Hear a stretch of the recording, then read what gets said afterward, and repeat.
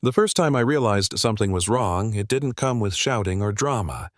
It came with a smile, a polite one. The kind people use when they've already decided who you are and what you're worth. I was standing at the counter of a small neighborhood bank in a city I'll call Westbridge, holding a folder with my name on it, waiting while the man behind the desk flipped through my paperwork like it was mildly inconvenient that I existed. He glanced up at me, then down again, and said, almost casually, "So, you're here about the loan. Are you sure you're in the right place?" That was the hook. That quiet moment where you realize you're being sized up, dismissed, put into a box without anyone bothering to ask who you actually are. I laughed it off at first, made a joke about how, yeah, I'm pretty sure unless banks stopped being banks overnight. He didn't laugh.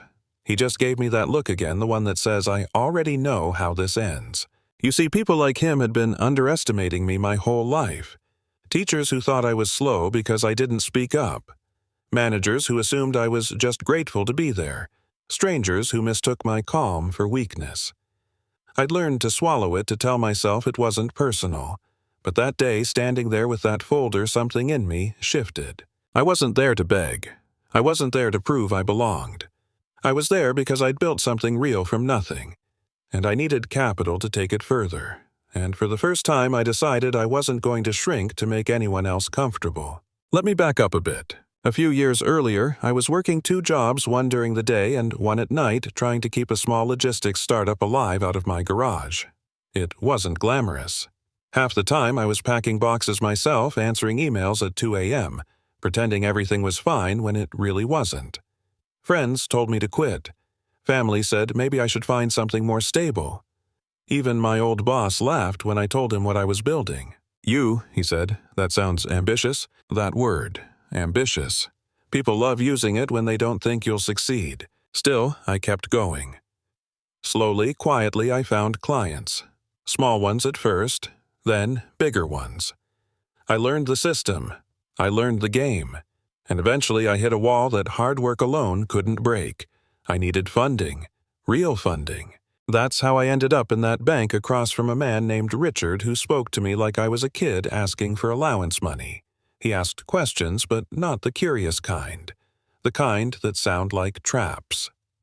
Do you have collateral? Do you have a partner? Do you have experience managing this level of growth? Every answer I gave, he nodded slowly, then followed with another doubt.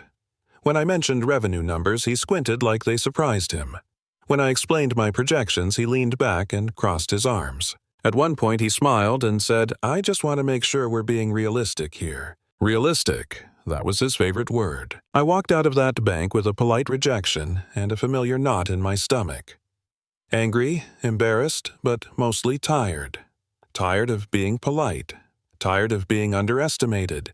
Tired of being told without being told that people like me don't win. For a few days, I let it get to me. Then I did something different. I stopped asking for permission. I reached out to alternative lenders, private investors, people who cared more about results than appearances. I refined my pitch. Not to sound smarter, but to be clearer. I practiced answering hard questions without apologizing for existing. And, slowly, doors started opening. 6 months later, my company landed a contract that changed everything. A regional distributor. Big volume, tight margins, high stakes. We pulled it off, then another, then another. Revenue doubled, then tripled. And suddenly the thing people laughed at wasn't funny anymore. That's when Richard called me. He sounded different on the phone. Warmer. Almost friendly. I was reviewing some recent developments, he said, like we were old pals. "It looks like your business is doing quite well. We'd love to revisit that conversation." I almost laughed. Almost. I agreed to meet him again. Same bank, same desk, same smile. But this time I walked in wearing a quiet confidence I hadn't had before. Not arrogance, just certainty. He offered me coffee. Asked about my journey. Complimented my persistence. Then he slid a folder across the desk and said, "We're prepared to offer very competitive terms." I looked at the folder. Didn't open it, just looked at him. "You told me to be realistic," I said, "so let's be realistic." He blinked. "Of course. I'm not here for your loan," I continued. I'm here because I want you to understand something. You didn't reject my business. You rejected me. And you were wrong." The silence that followed was satisfying. He tried to recover, to explain, to soften it. I stood up, thanked him for his time, and walked out. No shouting, no insults.